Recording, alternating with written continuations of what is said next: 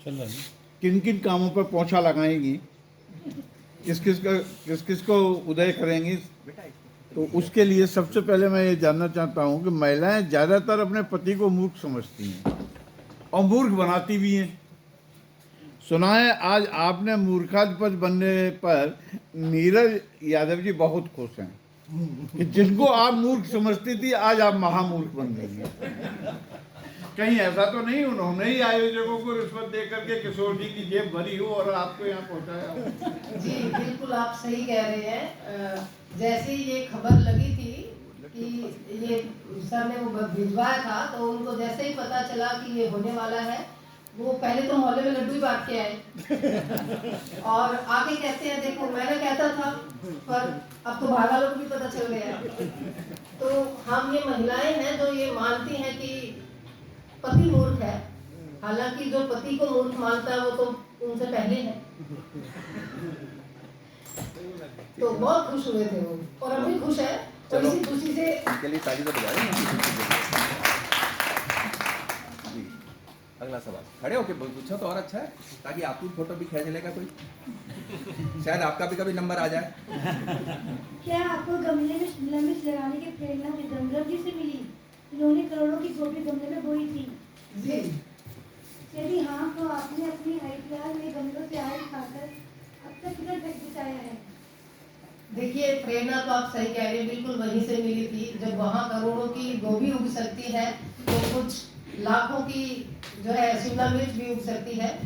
और सर ने कहा था कि उनको चाहिए, पर वो इतनी भारी मात्रा में है कि वो ट्रक के लिए वेट हो रहा है। वो ट्रक पहुंचे तो उसको भर के सर को भिजवाया जाएगा।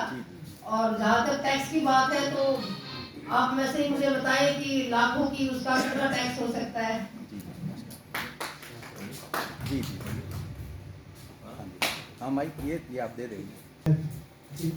मैं आपसे प्रश्न पूछना चाहता हूँ, क्या समबाहु और विषमबाहु राक्षस भी आपके छात्र थे?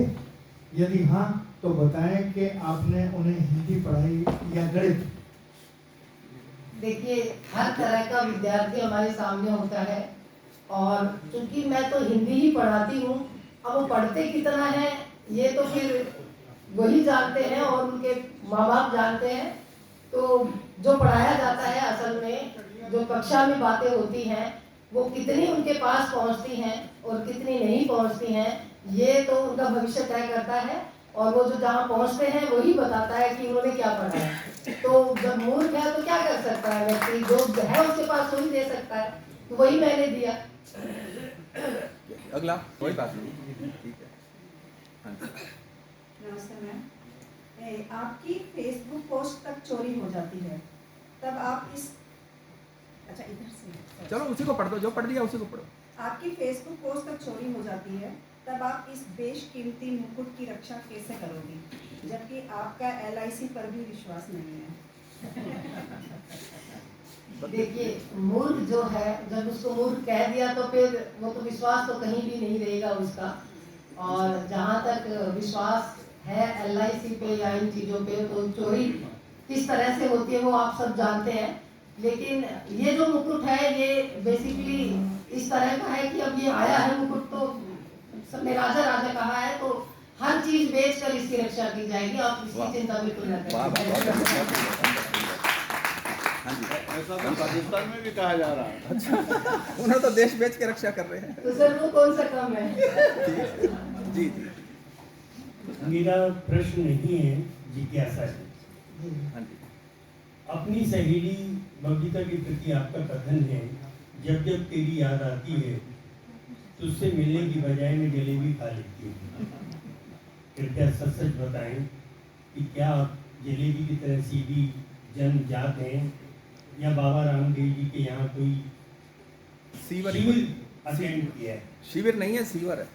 बिल्कुल कोई सीवर अटेंड किया आपने? शिविर नहीं, शिविर ही है। नहीं शिविर नहीं, सीवर ही। आज बुक है, बुक सम्मेलन है, उसको सीवर करो। शब्द सीवर है। हाँ, मैं सुधार कर रहा था इसमें। नहीं ना ना, समझदारी मना है, आपको मालूम नहीं है? समझदारी दिखाना मना है। अच्छा, एक बार दोबारा प्रश्न बोल दो फिर से। अपनी सहेली बबीता के प्रति आपका कथन है, जब जब तेरी याद आती है तुझसे मिलने की बजाय मैं जलेबी खा लेती हूँ। कृपया सच सच बताएं कि आप जलेबी की तरह सीधी जन्मजात हैं या बाबा रामदेव जी के यहाँ कोई सीवर अटेंड किया है। देखिए, ये तो जलेबी की तरह हाँ, ये सीधी हूँ, ये तो हरे वाले। सर ने तो जान लिया है और आप भी जान लीजिए। और अगले साल जब इन्हीं दिनों यहाँ पहुँचेंगे तो एक साल की उपलब्धियों में बताया जाएगा कि कितनी जलेबी की तरह हूँ या नहीं हूँ।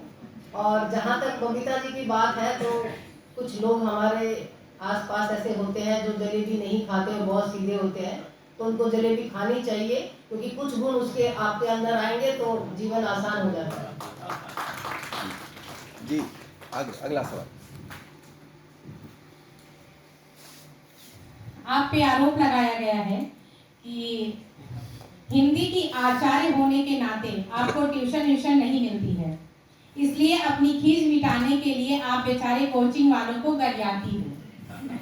मात्र 2-4 हजार बढ़ाने पर उनकी लगोटी खींचने के लिए दूसरों को भड़काती हो आप, तो इसका आप जवाब दीजिए। ये सारे आरोप सत्य हैं? झूठ हाँ, नहीं है? बिल्कुल सत्य है, क्योंकि ये सब फेसबुक पोस्ट पर आधारित है। तो देखिए, अब ये कोचिंग चलेंगे तो फिर हमारा क्या होगा? सरकार तो बंद कर देगी, फिर सरकार को तनख्वाह देनी पड़ती है।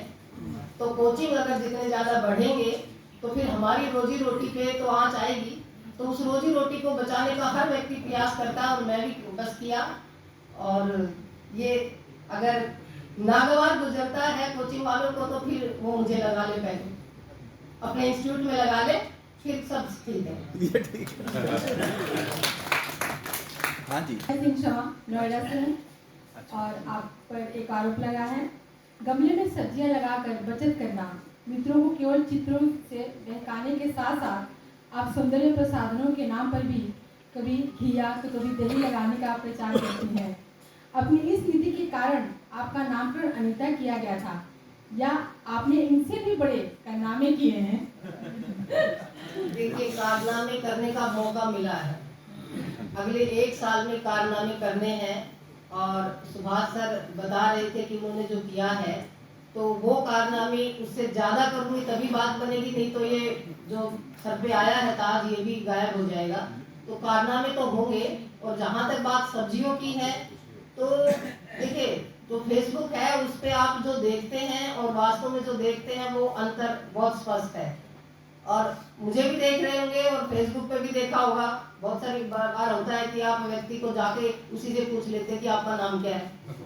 तो ऐसी ही सब्जियां हैं गमले की, वो तस्वीरों में बड़ी दिखती हैं और लोगों को अंदाजा तो गफलत हो जाती है। तो ये बनाए रखनी चाहिए व्यक्ति के अंदर, तो इसीलिए मैं सब्जियां पोस्ट करती हूँ। चलो जी अगला। हाँ जी, दिनेश उपाध्याय जी। मेरा नाम दिनेश उपाध्याय है और थोड़ा बहुत मैं दोहा लिखता हूँ। आपके बारे में भविष्यवाणी की गई थी कि अनीता 2023 में कार चलाएगा, कार का राम जाने, लेकिन आज आपको सरकार चलाने का लाइसेंस मिल गया है। बताएं कि ज्योतिषी को आपकी फीस और हमें जलेबी कब खिला रही हैं? देखिए, ताज आ गया तो जलेबी भी आ जाएगी। और जहाँ तक कार चलाने की बात है, तो जो कार नहीं चला सकते, असल में सरकार वही चला सकते हैं। और तो कार चलाने का प्रयास कर दिया, वो प्रयास सफल नहीं हुआ तो छोड़ दिया।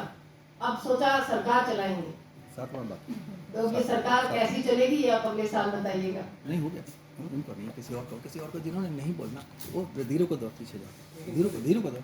नहीं, वो तो अभी बोलेंगे, जिन्होंने नहीं बोलना उनसे बुलवाइए ना, जिन्होंने बोलना है उनको तो छोड़ दो। नमस्ते, मेरा नाम धीरेन्द्र है। हमारे पास प्रमाण है कि आप डंके की चोट पे कहते हैं पहले घर फूंक तमाशा देखा जाता था, अब पैसा फूंक कर। क्या आज का तमाशा भी उक्त कथन का सत्य है?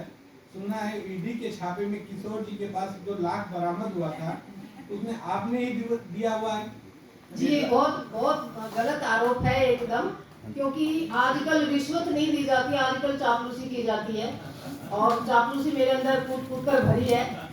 और अगली बार भी इसी पद पे मुझे रहना है किसी भी हालत में, उसके लिए चापलूसी की सीमा तक बढ़ेगी, ये जो है किशोर जी तय करेंगे। और विनोद सर तय करेंगे, तो चापलूसी का राज है, उसी पे चलिए, और ईडी के चक्कर में पड़ने का नहीं। लेकिन ये लाख तो किशोर जी के पास से बरामद हुआ। वो फिर किसी और का होगा सर। अच्छा, इसका मतलब कई जगह से किशोर जी ले रहे थे, लाख तो आपके यहाँ से बरामद हुआ। हाँ जी, और उस लाख पर चापलूसी भारी पड़ गई। अच्छा चलो ठीक है। तो इस बेटा